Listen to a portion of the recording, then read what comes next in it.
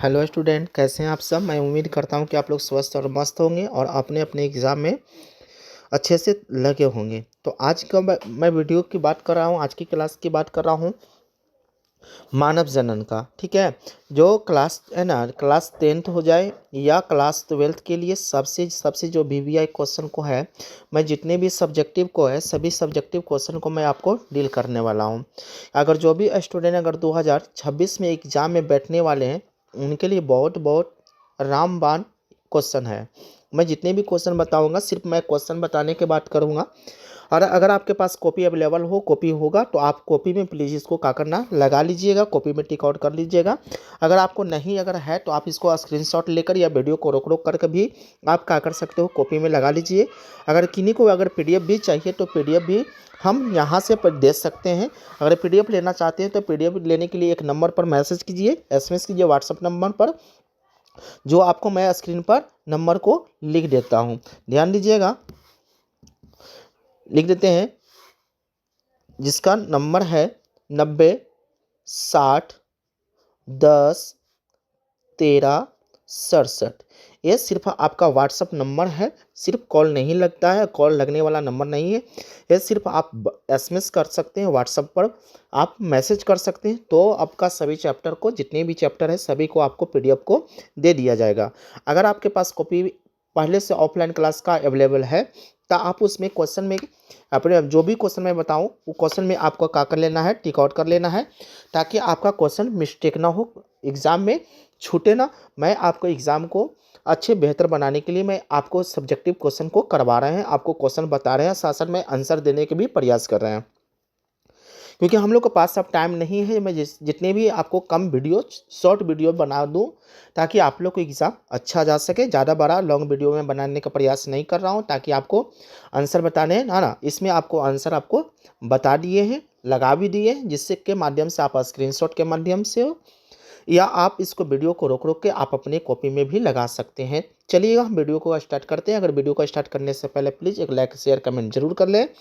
अगर इस पेज पर नए हो, इस चैनल पर नए हो, तो प्लीज़ ये वीडियो को लाइक शेयर कमेंट करने के साथ साथ आप सब्सक्राइब भी कर लीजिए और अपने दोस्तों के साथ शेयर भी अवश्य करें, ताकि उनका भी एग्ज़ाम बेहतर जा सके। तो चलिए वीडियो को करते हैं स्टार्ट।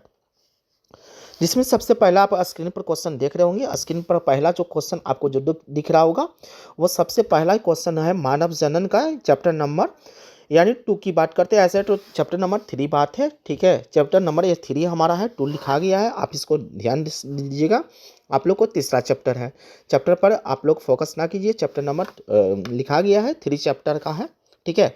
इसमें थोड़ा समय पहले आप लोग को परिचय बता दूं कि मानव लैंगिक जनन का रूप में एक प्रकार के सजीवी प्रजक जो होता है, जिसको हम लोग कहते हैं जरा यूज प्राणी भी, इससे मानव को हम लोग कह सकते हैं। जनन की घटना यौवना आरंभ से पश्चात संपन्न होती है। प्रमुख घटना इसे युग्मक जनन यानी जायमेट, है ना, जायमेट बनता है, वीर्य सेचन होता है, उसके बाद अंतारोपण होता है, सगर्भता होता है, प्रसव होता है, यानी संतान का जन्म होता है, ठीक है। चलिए क्वेश्चन को हम लोग ध्यान दीजिएगा, इंपॉर्टेंट क्वेश्चन है, ठीक है। मैं सभी क्वेश्चन को आपको बताने का प्रयास कर रहा हूं ताकि आप अपने कॉपी में से याद कर सकें, ठीक है। चलिए, जिसमें सबसे पहला क्वेश्चन करा है कि मानव जनन के प्रमुख घटनाएं को आपको लिख लेना है। अगर आपके कॉपी में होगा, ध्यान दीजिएगा, तो आप ये युग्मनज को याद कर लीजिएगा, वीर्य सेचन को याद कर लीजिएगा, निषेचन कर लीजिएगा। निषेचन कितने प्रकार के होते हैं, कौन कौन, अंतरोपण याद कर लीजिएगा। यहाँ से क्वेश्चन एकदम कन्फर्म दम आने वाला है, आएगा तो आएगा। मैं जितने भी क्वेश्चन बताऊँ, फालतू क्वेश्चन मैं आप लोग को नहीं बता रहा हूँ, क्योंकि आप लोग के पास टाइम ज़्यादा झमेला में पढ़ने का नहीं है। आप उसी क्वेश्चन को देखिएगा जो आपको एग्जाम में डायरेक्टली देखने को मिल सकता है। तो आप इस सभी क्वेश्चन को आंसर को देख लीजिएगा अपने कॉपी में। अगर नहीं है तो आप एसएमएस करके मंगा सकते हैं। चलिए, अगला क्वेश्चन हमारा जो स्क्रीन पर आपको दिख रहा होगा, ध्यान दीजिएगा, पुरुष के नर जनन अंग का सचित्र वर्णन करना है। जिसमें आपको पुरुष का ये जो पिक्चर आपको बना रहे हैं, हम राउंड जो कर रहे हैं, वो पिक्चर को आपको बनाना है। पिक्चर को बनाने के साथ साथ आपको क्या करना है, अच्छे से लिख कर आ जाना है, ठीक है। पर इसमें आपको आंसर यहाँ से लेकर इस जगह से लेकर, ठीक है, इस जगह तक आपको क्या कर देना है, लिख कर आ जाना है, ताकि आपका बेहतर नंबर मिल सके। तो इसलिए आप लोग इसको स्क्रीनशॉट लो और कॉपी में लगाओ, ठीक है। उसके बाद अगला क्वेश्चन आपको है, ध्यान दीजिएगा, करा कि वृषण यानी जो पुरुष में जो वृषण होता है, टेस्टिस होता है, उसका सचित्र वर्णन करना है। तो ये आपका जो दिख रहा होगा, अगर जो हमसे ऑफलाइन क्लास किए होंगे, मैं वृषण टेस्टिस का अच्छे से पिक्चर बनाने का प्रयास किया हूँ, लेकिन ये आप बनाकर आ जाइए ताकि आपको नंबर मिल सके। बिना पिक्चर को आप छोड़कर मत आइएगा, परिभाषा से अच्छा ज़्यादा नंबर नहीं मिल पाते हैं, इसलिए बायोलॉजी में जो होता है आप पिक्चर को भी लगाने का प्रयास जरूर अवश्य करें ताकि आपका बायोलॉजी में अच्छे नंबर प्राप्त हो।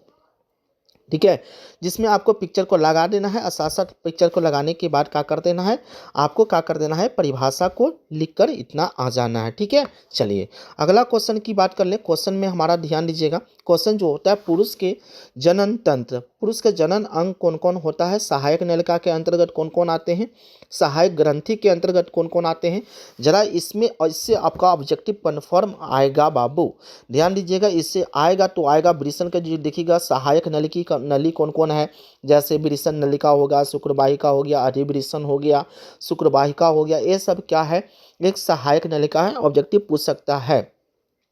सहायक ग्रंथि कौन कौन है ना, शुक्राशय हो गया, प्रोस्टेट ग्रंथि हो गया, ठीक है ना, ये सब जो हो गया आपको क्या हो गया, एक प्रकार के सहायक ग्रंथि है। अगला क्वेश्चन की बात कर ले, क्वेश्चन देखिएगा, स्त्री के नर जनन अंग, यानी स्त्री का जो होता है जनन अंग के बारे में बताना है, स्त्री के बारे में। तो स्त्री में भी आपको इसी तरह से पिक्चर को लगा देना है, डायग्राम जो आपको दिख रहा होगा स्क्रीन पर, उसको भी पिक्चर को क्या कर देना है, लगा देना है, और लगाने के बाद क्या कर देना है, इस जगह को सभी आंसर को क्या कर देना है, आपको कॉपी कर देना है। ठीक है, चलिए उसके बाद क्वेश्चन हमारा है, क्वेश्चन देखिएगा कि गर्भाशय तथा अंडवाहिनी क्या है।